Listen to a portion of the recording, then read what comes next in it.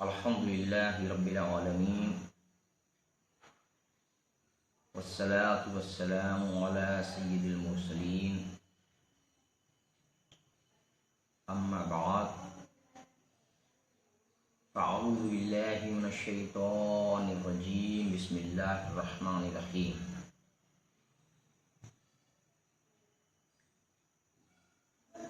اکثر تعزیہ داری کے حوالے سے لوگ سوالات کرتے ہیں اور میں حسب موقع ان کو ان کے جوابات فراہم کرتا ہوں۔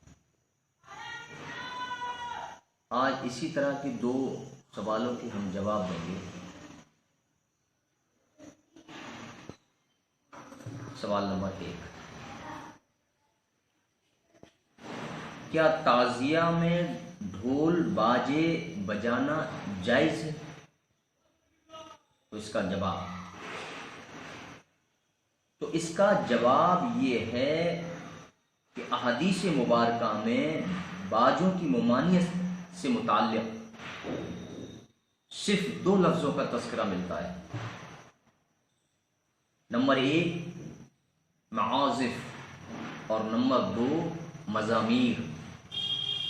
تو معازف معزف کی جمع ہے اور اس کا معنی ہے باجا، اور مزامیر یہ مزمار کی جمع ہے۔ اور اگر ہم معزف سے مراد ہر قسم کا باجا لیں گے تو ہر بجنے والی چیز حرام و ناجائز قرار پائے گی۔ مثلا دف تو وہ بھی بجتی ہے، تو اس لحاظ سے وہ بھی حرام ہو جائے کیوں وہ بجتی ہے۔ اسی طرح سے گھروں میں لگی گھنٹیاں، موبائل ٹیون، کاروں بسوں اور موٹر سائیکل و اسکوٹر میں لگے ہارن وغیرہ یہ سب بجتے ہیں۔ تو اس سے مراد معزف سے مراد اگر ہم ہر بجنے والی چیز لیں گے تو یہ ساری چیزیں حرام ہو جائیں گی، کیوں یہ ساری بجنے والی چیز ہیں۔ تو مذکورہ دلائل سے ثابت ہوا کہ ہر بجنے والی چیز حرام و ناجائز نہیں ہوتی ہے۔ اور رہا سوال ڈھول کا، تو ڈھول بجانا جائز ہے، کیونکہ ڈھول دف کی ایک قسم اور شکل ہوتی ہے۔ تیسری بات یہ کہ قرآن و احادیث میں ڈھول بجانے کی کہیں بھی ممانعت نہیں آئی، اس لیے ڈھول بجانا جائز ہے۔ اس کے علاوہ ہر وہ چیز جائز و مباح ہے، ہر وہ چیز جائز و مباح ہے کہ جس کی ممانعت ہمیں قرآن و احادیث میں نہیں ملتی۔ یعنی کہ ہم ہزارہ چیزیں جو آج ہماری دنیاوی زندگی میں ہم جو استعمال کرتے ہیں اور جن کی ممانعت قرآن و حدیث میں نہیں ملتی، تو وہ ہر وہ چیز جائز و مباح ہے، ہر وہ چیز۔ اور جس کو قرآن نے روکا، حدیث نے روکا، وہ ہمارے لیے منع ہے۔ تو ڈھول کا کہیں بھی تذکرہ نہیں ملتا جس کی کہ منع میرے آقا صلی اللہ علیہ وسلم نے اس کو منع فرمایا ہو، یا قرآن میں اس کا کوئی تذکرہ نہیں ملتا، پھر ڈھول جائز ہے۔ اب سوال ایک پیدا ہوتا ہے کہ ڈھول تو خوشی کے موقع پر بجنا چاہیے، غم حسین میں ڈھول بجانا کیسے جائز ہو سکتا ہے؟ تو اس کا جواب یہ ہے کہ ڈھول مختلف صورتوں اور حالات میں بجایا جاتا ہے۔ مثلا کسی چیز کے اعلان کے لیے بھی ڈھول بجایا جاتا ہے، فتح جنگ میں جیت کے موقع پر خوشی کے اظہار کے لیے بھی ڈھول بجایا جاتا ہے، اور اسی طرح تعزیے میں بھی ڈھول بجانے کا جو مقصد ہوتا ہے وہ یہی ہے کہ یہ جو موقع ہوتا ہے تو یہ غم حسین کے ساتھ ساتھ موقع خوشی بھی ہے کہ خانوادہ رسول پر انتہائی ظلم و ستم کربلا میں ڈھائے گئے، بے شمار مصائب و آلام خانوادہ رسول پر وارد ہوئے، اس کے باوجود آپ صبر و تحمل پر ثابت قدمی رہے اور جام شہادت نوش فرمایا۔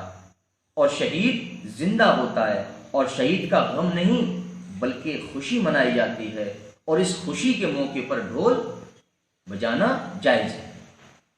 اور ڈھول بجانے کا جو دوسرا سبب ہے وہ یہ ہے کہ امام حسین علیہ السلام جنگ کربلا کو انہوں نے فتح کیا، اور آپ جنگ کربلا ہارے نہیں بلکہ جیتے ہیں، اور جیتنے کی خوشی میں ڈھول بجایا جاتا ہے۔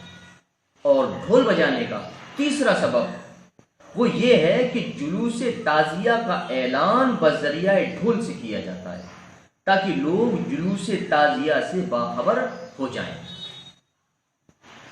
بعض بدعقیدہ لوگ اور جاہل قسم کے لوگ یہ کہتے ہیں کہ جب تمہارے گھر میں کوئی مر جائے تب ڈھول بجانا۔ تو میں ان سے یہ کہنا چاہتا ہوں کہ کیا وہ امام حسین علیہ السلام کو مردہ خیال کرتے ہیں؟ کیا انہوں نے یہ سمجھ رکھا ہے یا اپنے ذہنوں میں یہ بدگمانیاں پیدا کر رکھی ہیں کہ امام حسین علیہ السلام مردہ ہے؟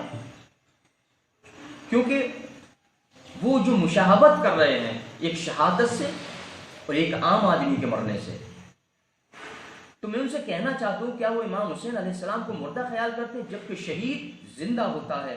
اور عام آدمی کے مرنے میں اور خانوادہ رسول کی شہادت میں اتنا فرق ہے کہ جس کا کوئی معیار اور پیمانہ نہیں، لیکن بدعقیدہ اور جاہل قسم کے لوگ اس میں امتیاز نہیں کرتے، اور امام حسین علیہ السلام کی شہادت کو عام آدمی کے مرنے سے تشبیہ دیتے ہیں، اور یہ اول درجے کی جہالیت اور منافقت ہے۔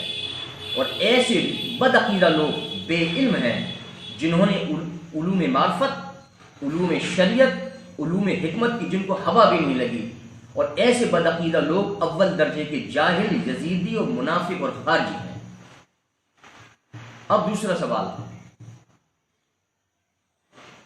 کہ تعزیوں میں خواتین کی شرکت بھی ہوتی ہے جن میں اکثر بے پردہ ہوتی ہیں، جن سے خرافات اور دیگر برائیاں و گناہ واقع ہوتے ہیں، تو خواتین کا جلوس تعزیہ میں شرکت کرنا کیسا ہے؟ تو اس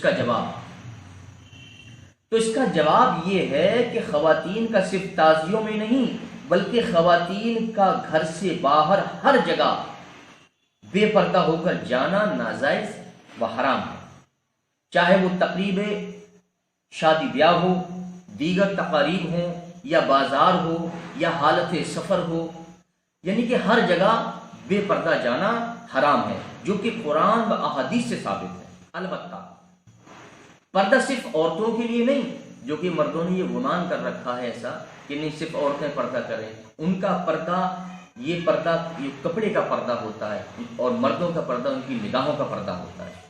تو صرف عورتوں کے لیے پردہ نہیں بلکہ مردوں کے لیے بھی ہے کہ وہ غیر محرم کو نہ دیکھیں اور اپنی نگاہوں کو نیچی رکھیں، نہیں نگاہوں کا پردہ کریں، جیسا کہ حکم خدا بندی ہے۔ اے نبی صلی اللہ تعالی علیہ وسلم، مسلمان مردوں کو حکم دیں کہ وہ اپنی نگاہیں نیچی رکھیں اور اپنی پارسائی کی حفاظت کریں۔ یہ سورہ نور آیت نمبر 31۔ اور دوسری بات یہ ہے کہ جلوس تعزیہ میں عورتوں کی شرکت یا دیگر خرافات سے تعزیہ داری حرام نہیں ہوتی، کیونکہ اگر جلوس تعزیہ میں بے پردہ عورتوں کی شرکت سے تعزیہ داری حرام ہو جاتی تو پھر بے پردہ عورتیں تو بازار میں بھی ہوتی ہیں، سفر میں بھی ہوتی ہیں، حج بیت اللہ میں، طواف کعبہ میں بھی ہوتی ہیں، اور شادی و دیگر تقاریب میں بھی بے پردہ عورتیں ہوتی ہیں۔ تو اس لحاظ سے تو پھر مذکورہ فعل و عمل سارے کے سارے حرام ہو جائیں گے، تو پھر بچے گا وما علینا الا البلاغ المبین۔